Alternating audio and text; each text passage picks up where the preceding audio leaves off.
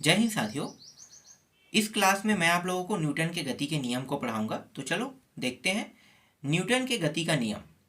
भौतिकी के पिता न्यूटन ने सन 1857 ईस्वी में अपनी पुस्तक प्रिंसिपिया में सबसे पहले गति के नियम को प्रतिपादित किया था।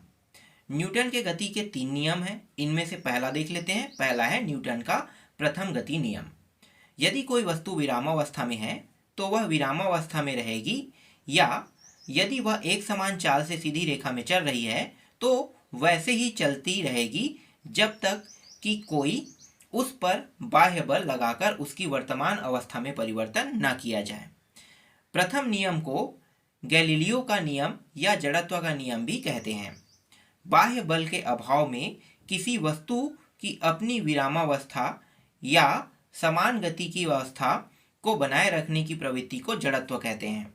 प्रथम नियम से बल की परिभाषा मिलती है।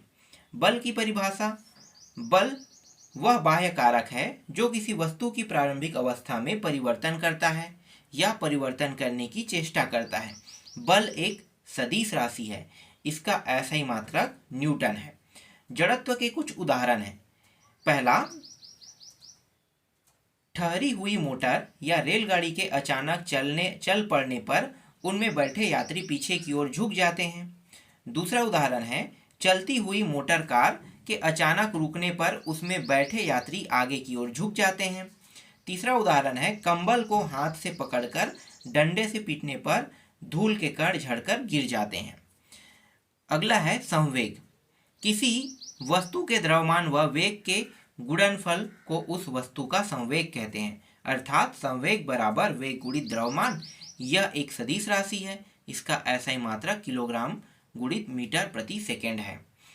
न्यूटन के द्वितीय नियम को देख लेते हैं। तो न्यूटन का द्वितीय गति का नियम: किसी वस्तु के संवेग में परिवर्तन की दर उस वस्तु पर आरोपित बल के समानुपाती होती है। वह संवेग परिवर्तन बल की दिशा में होता है। अब यदि आरोपित बल F बल की दिशा में उत्पन्न त्वरण A एवं वस्तु का द्रव्यमान m हो तो न्यूटन के गति के दूसरे नियम से F बराबर ma अर्थात न्यूटन के दूसरे नियम से बल का व्यंजक प्राप्त होता है। प्रथम नियम दूसरे नियम का ही अंग है। गति के तीसरे नियम को देख लेते हैं। न्यूटन का तृतीय नियम, तो इसे हम कहते हैं न्यूटन का तृतीय गति नियम कहते हैं। प्रत्येक क्रिया के बराबर परंतु विपरीत दिशा में प्रतिक्रिया होती है, उसे हम कहते हैं न्यूटन के तृतीय नियम।